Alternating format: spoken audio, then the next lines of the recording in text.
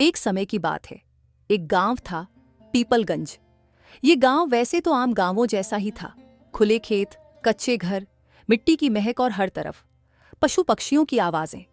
मगर इस गांव में एक चीज सबसे खास थी, दादी की रहस्यमयी पोटली। दादी शांति देवी गांव की सबसे बुजुर्ग और समझदार महिला थीं। सफेद बाल, बड़ी बड़ी झुर्रियों वाला चेहरा और हमेशा एक पुरानी मलमल की साड़ी पहने रहने वाली। लेकिन उनके बारे में सबसे ज्यादा चर्चा उनकी रहस्यमयी पोटली की होती थी।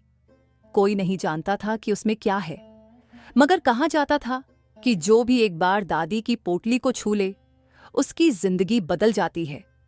एक दिन गांव के बिल्लू काका की बैलगाड़ी का पहिया अचानक टूट गया।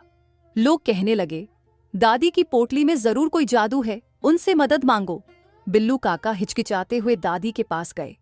दादी मुस्कुराईं और पोटली से एक छोटी सी हरी पत्तियों वाली जड़ी बूटी निकाली।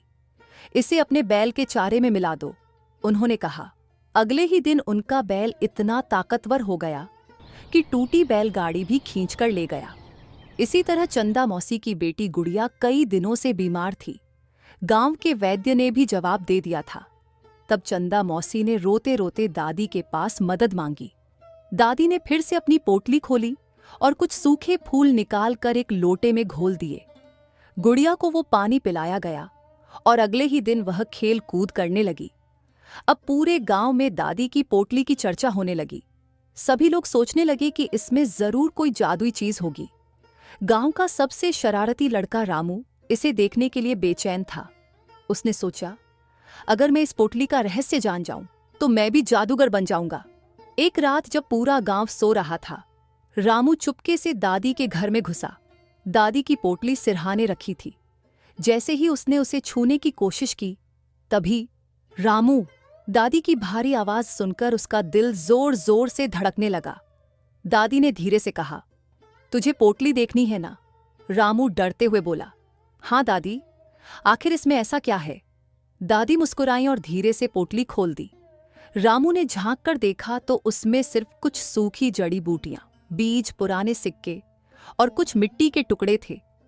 रामू को यकीन नहीं हुआ। बस इतना ही, इसमें तो कोई जादू नहीं है।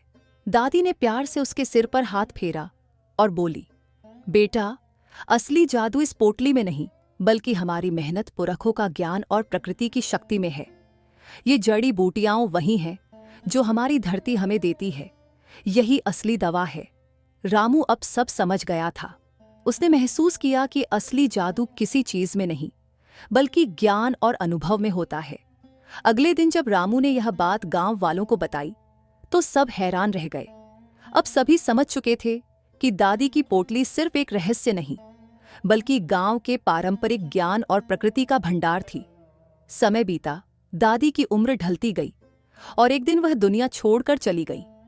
मगर उनकी रहस्यमयी पोटली और उसमें छिपे ज्ञान की विरासत पीढ़ियों तक गांव वालों के साथ रही। आज भी जब कोई बीमार पड़ता, खेतों में फसल सूखने लगती या कोई मुसीबत आती, तो गांव वाले वही पुराने नुस्खे आजमाते जो कभी दादी ने अपनी पोटली से निकाले थे। क्योंकि असली जादू किसी चीज में नहीं, बल्कि अपने ज्ञान और परंपराओं को सहेजने में होता है। कृपया हमें सपोर्ट करें और इस चैनल को सब्सक्राइब करें। अगर आपको ये वीडियो पसंद आया हो तो कमेंट करके जरूर बताएं।